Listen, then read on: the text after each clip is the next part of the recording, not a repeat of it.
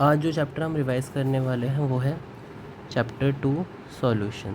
Chapter 1 आपका derivated है, तो हम चैप्टर 2 से स्टार्ट करते हैं। तो सबसे पहले हमें सॉल्यूशन चैप्टर में देखना है कि मिक्सचर्स क्या होते हैं। तो मिक्सचर्स किसी भी दो या दो से ज़्यादा कंपोनेंट चीज़ों को जब मिक्स करते हैं उसको मिक्सचर बोलते हैं।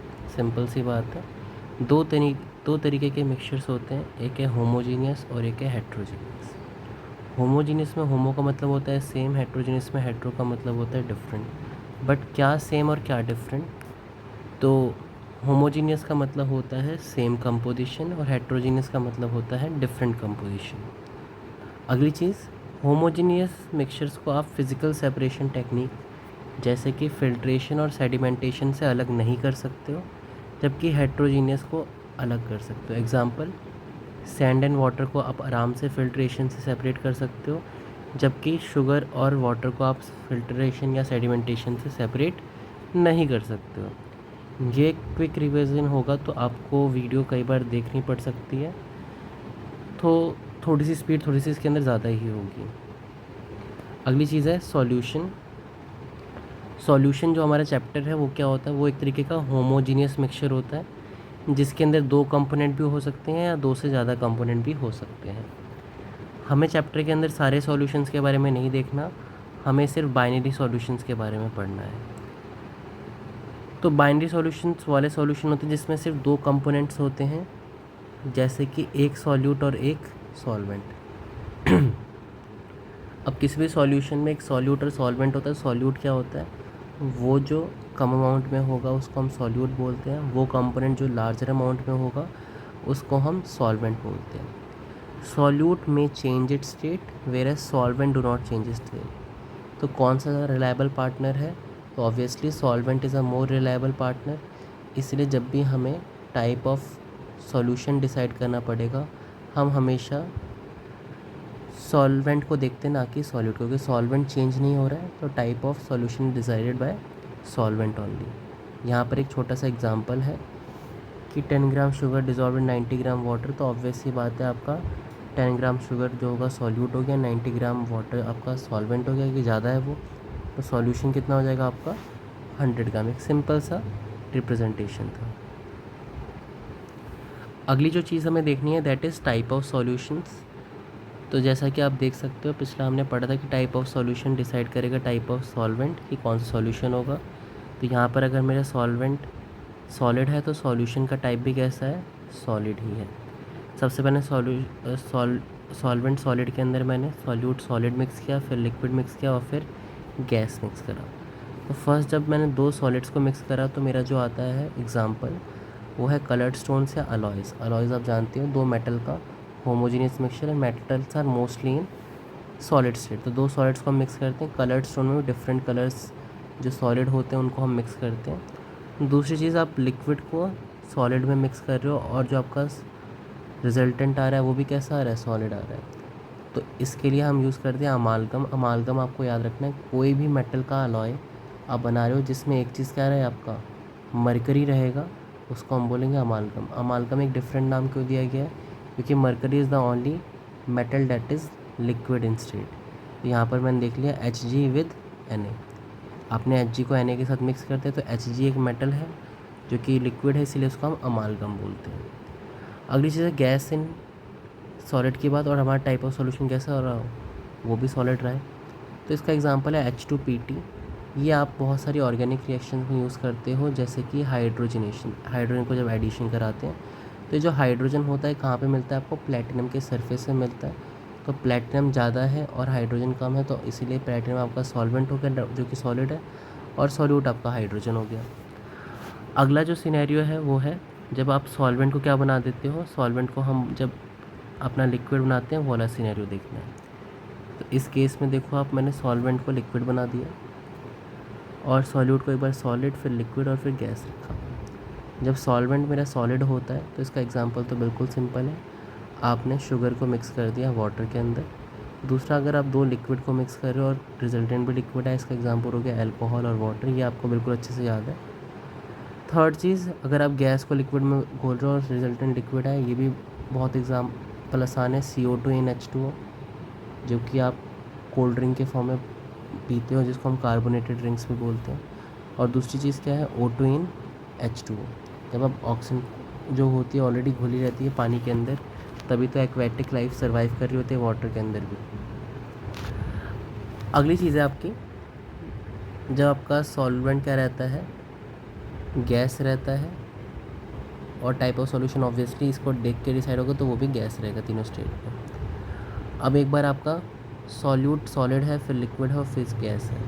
अगर आप सॉलिड को घोलोगे गैस के अंदर और रिजल्टेंट भी गैस आए, तो इसका एग्जांपल है कैम्फर इन N2, आपको ये याद रखना पड़ेगा। दूसरा, अगर लिक्विड को गैस में घोलते हो, आपको ये भी याद रखना पड़ेगा, इसका एग्जांपल है क्लोरोफॉर्म इन नाइट्रोजन। और थर्ड तो आपका simple example gas in gas का एग्जांपल कौन सा हो गया, एयर। एयर की डेफिनेशन ही होती है आपका मिक्सचर ऑफ गैसेस, बट हम एयर ना लिखकर यहाँ पर ज़्यादा बेटर रहेगा N2 + O2 लिखना, क्योंकि ऑक्सीजन में तुम्हारी सबसे ज़्यादा जो एयर प्रेजेंट होती है वो नाइट्रोजन और ऑक्सीजन ही होती है। तो ये तो हमने टेबल देख लिया। इस टेबल के अंदर आप देखोगे तो मोस्ट ऑफ द चीज़ें आपको पता थी, जो मैंने रेड मार्क से कर रखा है वो वाली चीज़ें आपको नहीं पता होंगी, बाकी सब आपको ऑलरेडी पता है। आगे बढ़ते हैं, तो अगली चीज़ है आपका कंसंट्रेशन टर्म्स। तो अगली चीज़, पहला कंसंट्रेशन टर्म है इसके अंदर mass percentage. Mass percentage of solute का फॉर्मूला होता है, देखो यहाँ पे सॉल्यूट है तो न्यूमिनेटर में क्या आएगा आपका, सॉल्यूट आएगा, तो mass of solute upon mass of solution. नीचे मोस्ट ऑफ द केसेस में सॉल्यूशन आता है, जहाँ जहाँ नहीं आएगा वहाँ पर हम देख लेंगे, और इनटू 100 ताकि परसेंटेज में कन्वर्ट कर सकें। मास परसेंटेज ऑफ सॉल्वेंट के लिए आप यहाँ पे mass of solvent upon mass of solution to 100 भी लगा सकते हो, या अगर आपको मास ऑफ सॉल्यूट पता ही लग गया तो 100 में से माइनस करके निकाल लो, क्योंकि परसेंटेज कैलकुलेटेड आउट ऑफ 100। अगर आपको एक पता है तो दूसरे को आप 100 में से माइनस करके निकाल सकते हो। अब यहाँ पर एक क्वेश्चन सॉल्व है, जिसके अंदर कह रहा है कि आपने 10 ग्राम NaCl को डाला है 90 ग्राम वाटर में, तो find mass percentage of solute and solvent. तो आपको क्लियरली दिख रहा है कि आपका सॉल्यूट कितना 10 ग्राम NaCl, सॉल्वेंट आपको दिख रहा है 90 ग्राम वाटर, और सॉल्यूशन कितना हो गया आपका 10 + 90 दैट इज़ 100 ग्राम। तो मास परसेंटेज ऑफ सॉल्यूट क्या आ गया आपका यहाँ से 10, जो कि आपका मास ऑफ सॉल्यूट है, अपॉन में मास ऑफ सॉल्यूशन कितना हो गया 100, और इंटू 100 परसेंटेज में कन्वर्ट करने के लिए, तो आपका आंसर कितना आ गया 10%। और इसी के अंदर अगर आपको मास परसेंटेज ऑफ सॉल्वेंट निकालना हो तो उसको आप 100 में से माइनस कर दोगे, तो आपका आंसर कितना आ गया 90%। मास परसेंटेज को हम वेट बाय वेट परसेंटेज ही बोलते हैं, क्योंकि केमिस्ट्री में हम वेट और मास को सेम लेके चलते हैं, क्योंकि मोस्ट ऑफ द आपको केमिकल रिएक्शंस को अर्थ पे ही करना है, और अर्थ पे acceleration due to gravity same रहती है। और मास परसेंटेज या M/M या W/W परसेंटेज, ये तीनों कैसे रहती है, यूनिटलेस रहती है, क्योंकि यहाँ जो यूनिट होगी ग्राम या केजी जो भी होगी वो यहाँ वाली यूनिट से कैंसिल आउट कर जाएगी, तो कोई ओवरऑल यूनिट यहाँ पे नहीं रहती है। अगली जो हमें कंसंट्रेशन टर्म देखनी है डेट इज़ M/V परसेंटेज। तो बस यहाँ पर थोड़ा सा चेंज आएगा, ऊपर की तरफ आएगा आपका मास ऑफ सॉल्यूट, और नीचे आ जाएगा V के लिए वॉल्यूम ऑफ सॉल्यूशन, मास नहीं आएगा आपका, वॉल्यूम ऑफ सॉल्यूशन आएगा। अगली चीज़ है कि इसकी कोई यूनिट होगी तो ऑब्वियसली इसकी यूनिट होगी, क्योंकि ऊपर और नीचे वाली चीज़ें अलग अलग है, तो इसकी यूनिट हो जाएगी kg/m³। kg आपकी मास की यूनिट हो गई, और m³ आपकी वॉल्यूम की यूनिट हो गई। अगली चीज़ है वेट बाय वेट परसेंटेज। इसका भी फॉर्मूला ऑलमोस्ट सेम है, बस जहाँ जहाँ आपने मास लगाया था वहाँ पर आप वॉल्यूम लगा दो, तो वॉल्यूम ऑफ सॉल्यूट अपॉन में वॉल्यूम ऑफ सॉल्यूशन इंटू 100, ताकि आप परसेंटेज में कन्वर्ट कर सको। अगली चीज़ है कि ये भी चीज़ कैसी रहती है, यूनिटलेस रहती है। उसके बाद हमें देखना है डेंसिटी। डेंसिटी क्या होता है, mass by volume.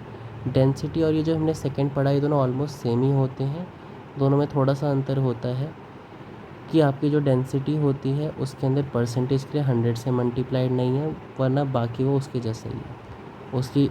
So density की यूनिट भी क्या होगी kg/m³, क्योंकि kg मास की यूनिट हो गई और वॉल्यूम की यूनिट m³ हो गई। इसके अलावा जो आपकी यूनिट यूज़ होती है ग्राम/ml भी यूज़ हो सकती है। ग्राम आपकी मास की यूनिट हो जाती है और ml आपकी वॉल्यूम की यूनिट हो जाती है, बट ऐसा यूनिट अगर आपको देखनी है तो वो है kg/m³। उसके बाद जो हमें कंसंट्रेशन टर्म पढ़नी है that is mole fraction. Mole fraction सबसे पहले ध्यान रखना यूनिटलेस रहता है। रिप्रेजेंट किससे करते हैं, काई लेटर से रिप्रेजेंट करते हैं। अब काई सॉल्यूट का फॉर्मूला क्या होता है, तो देखो यहाँ पे सॉल्यूट है तो न्यूमरेटर में क्या आएगा, सॉल्यूट आएगा, और दोनों चीज़ आएंगे, सॉल्यूट और सॉल्वेंट। अब फ्रैक्शन में जो हाईएस्ट वैल्यू आती है वो क्या होती है, 1। तो अगर आप मोल फ्रैक्शन ऑफ सॉल्यूट निकाल लोगे तो 1 में से माइनस करके भी निकाल सकते हो सॉल्वेंट का। अगर आपको ये यूज़ नहीं करना तो उसके अलावा आप नॉर्मल फार्मूला यूज़ कर सकते हो। यहाँ पे सॉल्वेंट तो ऊपर आ जाएगा आपका सॉल्वेंट, और ये सॉल्यूट प्लस सॉल्वेंट, क्योंकि सॉल्यूशन तो दोनों से मिलकर बना होगा। लेकिन मोस्ट बेटर रहेगा आप ये वाला फार्मूला यूज़ करें, और ईजी रह जाएगा हमारे लिए क्वेश्चन में। अब यहाँ पर अगली चीज़ है कि क्वेश्चन दे रखा है, what is mole fraction of solute if 40 gram NaOH is mixed with 180 gram water. एक और बात ध्यान रखनी है कि नंबर ऑफ़ मोल्स का फॉर्मूला होता है given mass upon molar mass. इसको भी हम यूज़ करेंगे इस क्वेश्चन में, इसलिए हमें लिख दिया इसको।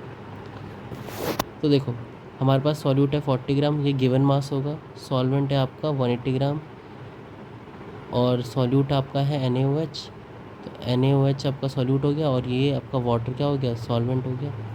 वाटर तो वैसे भी यूनिवर्सल सॉल्वेंट रहता है। तो आपको क्लियरली दिख रहा है कि वाटर का मोलर मास आप निकाल सकते हो एनी डे, वो होता है 18, और NaOH का मोलर मास निकालोगे तो वो तो 40 ही आता है।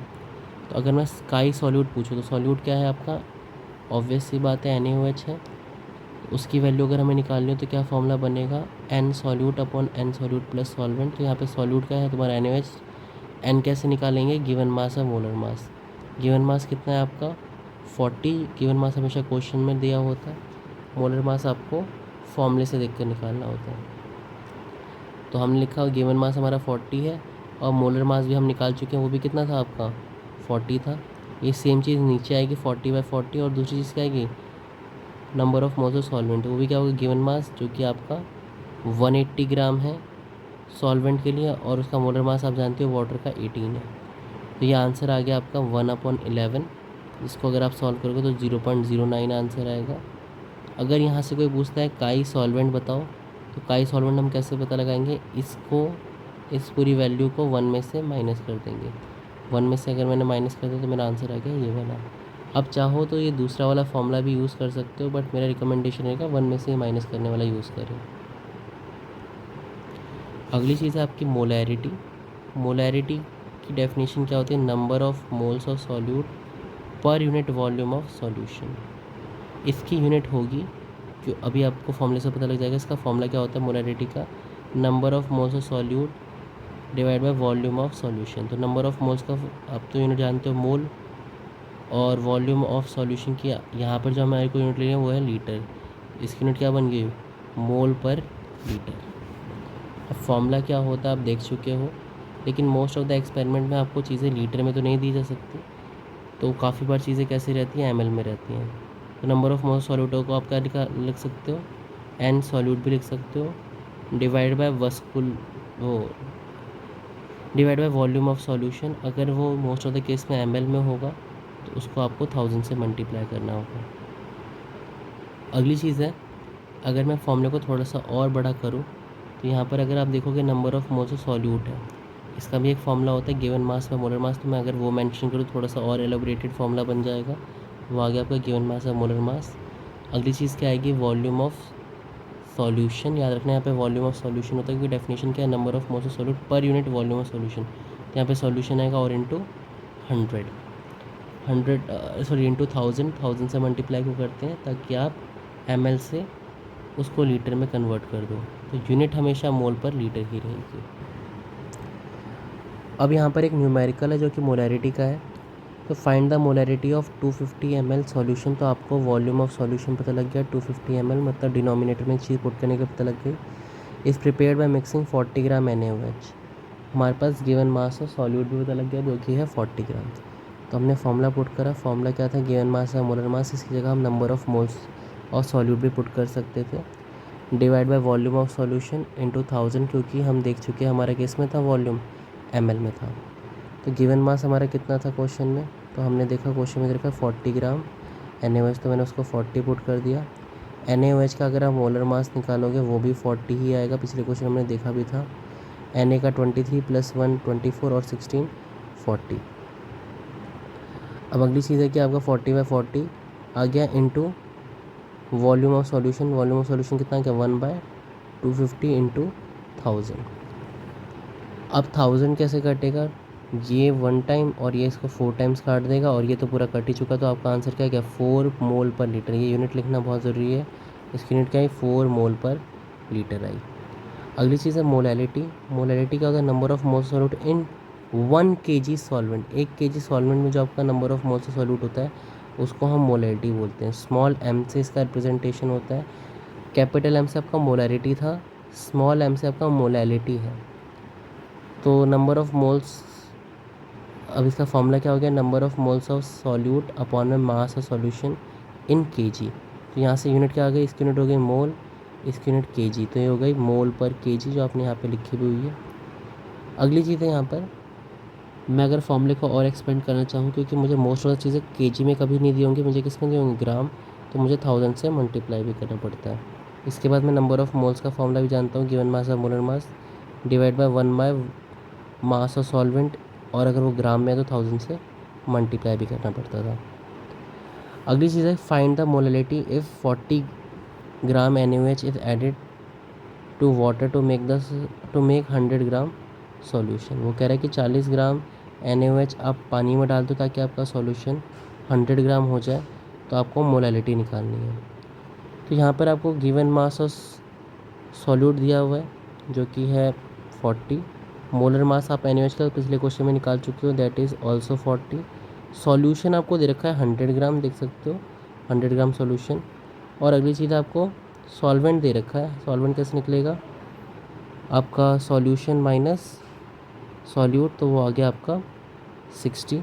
अब बस आप इस चीज़ को फॉर्मूले में पुट कर दो, तो मोलैलिटी के फॉर्मूले में अगर आप पुट करो, गिवन मास आपका 40 था, मोलर मास भी आपका 40 है, divide 1 by mass of solvent in gram, gram में पुट करना, उसको 1000 से मल्टीप्लाई भी कर देना। तो गिवन मास यहाँ पे कितना हो गया, देखो 40 पुट कर दिया, और मास ऑफ सॉल्वेंट कितना आया था, 100 में से माइनस करके 60, और फिर हमने उसको 1000 से मल्टीप्लाई कर दिया। तो आपका ओवरऑल आंसर कितना है 16.6 मोल पर kg। अगली चीज़ है पार्ट पर million, that is the last concentration term. इसका फॉर्मूला होता है अमाउंट ऑफ सॉल्यूट अपॉन में अमाउंट ऑफ सॉल्यूशन इंटू 10⁻⁶, 10⁻⁶, ताकि वो आपका मिलियन में कन्वर्ट हो सके, इसलिए इसको हम पार्ट पर मिलियन बोलते हैं। अब अगली चीज़ है तुम्हारा कि टेम्परेचर डिपेंडेंट टर्म्स कौन कौन सी होती हैं। तो जितनी भी टर्म्स तुम्हारे वॉल्यूम पे डिपेंड करती हैं वो सारी की सारी टेम्परेचर डिपेंडेंट होती हैं, और वो वाली चीज़ें जो टेम्परेचर पे का कोई उन पर असर नहीं होता, तो वाली चीज़ें क्या होती है, टेम्परेचर इंडिपेंडेंट होती हैं। तो देखा गया कि जिन चीज़ों के पास मास होता है तो मास तो कभी चेंज नहीं होता, तो they are unaffected by temperature, whereas जिनके पास तुम्हारा वॉल्यूम चेंज होने वाली चीज़ें हैं, मतलब वॉल्यूम है, वो वाली चीज़ें क्या होंगी आपकी टेम्परेचर डिपेंडेंट टर्म्स। तो इंडिपेंडेंट वाली मास वाली होंगी, डिपेंडेंट वाली आपकी वॉल्यूम वाली होगी। जिन जिन फॉर्मूले मारे उस पर आप क्रॉस लगा तो उसमें मास आता है, मोलैलिटी में मास आता है, और मोल फ्रैक्शन में सिर्फ मास आता है। तो बच्चे आपके ये दोनों, क्योंकि इनके पास वॉल्यूम वाला टर्म होता है, इसीलिए आपका टेम्परेचर डिपेंडेंट टर्म्स कहलाती हैं।